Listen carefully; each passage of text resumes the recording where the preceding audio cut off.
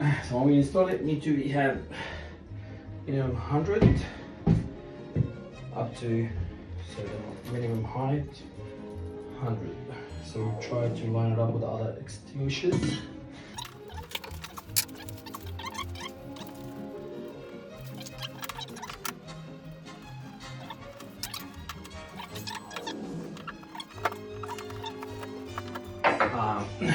We choose that location just to be near next to each other, and also that's the easiest way to get it and grab it, for the someone open the door can grab it. It's like when standard where the nearest entry or exit.